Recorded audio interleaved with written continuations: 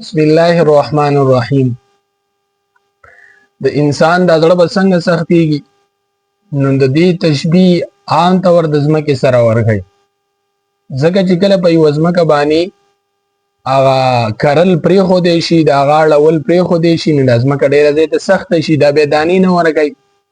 نو دارنګې الله رب العزت دا زړه هم داسې پیدا کړی چې کله د الله تعالی یاد نه کوي، د الله تعالی نه یادوي، نو د انسان دا زړه به سخت شي. الله رب العزت په خپل کلام کې فرمایي ثم قست قلوبکم من بعد ذلک، وی بیا د دې خلکو دا زړونه بالکل سخت او مضبوط شي د الله تعالی په نافرمانۍ کې. وی فهي کالحجارة او اشد قسوه، د الله تعالی په نافرمانۍ کې دومره زیات سخت شي چې دا په شان د کاڼي وګرځي، او د کاڼي نه هم زیات سخت شي. ولې؟ ځکه چې د انسان دا زړه چې کله الله تعالی نه یادوي، د کاڼي نه په زیاتوالي سره تشبیه به دې وجه ورکړه ځکه چې الله رب العزت بیا وایي وان من الحجارة لما يتفجر منه الانهار، بعضې داسې کاڼي دي چې د هغه د الله د یېرې د وجې نه د هغه نه الله پاک نهرونه روان دي، هغه د الله نه ویریږي. خو د انسان زړه په دې خبره کې د الله تعالی په مخالفت کې دومره زیات سخت شوی وي چې دا بالکل د کاڼي نه هم زیات سخت وي. د الله تعالی یاد نه کوي، الله تعالی نه یادوي. نو د دې د وجې نه موږ تاسو له پکار دي چې په خپل زړه باندې نظرثاني وکړو، خپل زړه ته وګورو او په هغه باندې الله تعالی یاد کړو. علامه ابن قیم رحم الله د زړه یو څو بیماریانې ذکر کوي. یوه بیماري په هغه کې دا ده چې کله د انسان دا زړه دا د پانی چیزونو سره محبت شروع کی او باقی چیزونو باندې ولا ترجیح ورکي.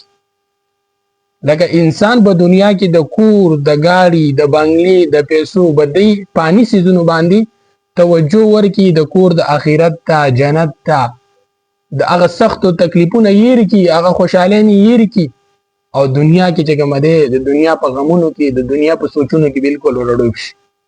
د انسان زړه ته بیماری لګېدلې. دویم چې د انسان د سترګه کله جړا پرېږدي، هغه جړا هېر کي، د الله تعالی د هېرې نه وجې نه اوښکه تویول پرېږدي، نو ته پوه شې چې د انسان په زړه کې بیماري ده. دا د دنیا په بیمارۍ کې اخته شوی دی، د الله تعالی د یاد نه غافله شوی دی. دریم هغه بیماری ده چې کله دا انسان د خلکو سره ملاوېدل، تعلق جوړول، ناسته دا وله مزه ورکوي، دی کې ورته خوشحالي محسوسېږي، خو د الله تعالی ملاقات ته جوړ نه وي. د الله تعالی په ملاقات کې سوچ او فکر نه کوي، د هغه څه غم ورسره نه وي، نو د دې انسان په زړه کې بیماري ده. څلورم چې کله هم د انسان دا زړه د الله تعالی په یاد سره ویریږي، نو څنګه یریږي؟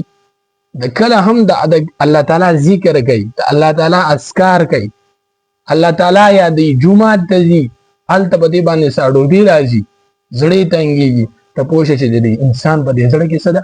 بیماري ده. پوه شه چې د انسان دا زړه د الله تعالی نه غافله شوی دی. نو دا به کله کېږي؟ د دې زړه علاج به څوک کوي؟ زړه علاج دپاره ډاکټر ته تګ ضرورت نشته. د دې زړه علاج دپاره ته په خپله باندې سوچ وکړه چې ته کم طرف ته روان شوی یې. انسانه په کار دا ده چې ته راشي الله ته سجده ولګي، الله نه معافي وغواړې، الله سره هر ټیم د الله تعالی یاد په زړه کې ژوندی کړي، الله تعالی ته د الله تعالی په خپلو ګناهونو باندې وژاړې. دا ستا د زړه علاج و. او چې ما ورته نه د شپې تهجد کوو، نه فرض مونځ کوو، نه د سحر مونځ کوو، نه د ماسخوتن مونځ کوو، او د دنیا په طلب کې اخته یو، نو الله تعالی به زموږ نه خامخا خفه کېږي. نن چې وګورو باران نه کېږي، د څه د وجې نه؟ د دې د وجې نه چې ما ورته د الله تعالی یاد پرېښي. راځئ چې الله ته وژاړو، الله ته فریاد وکړو، الله ته خپله ګناهونه وړاندې کړو، او په هغه باندې د الله نه معافي وغواړو. واخر دعوانا الحمدلله.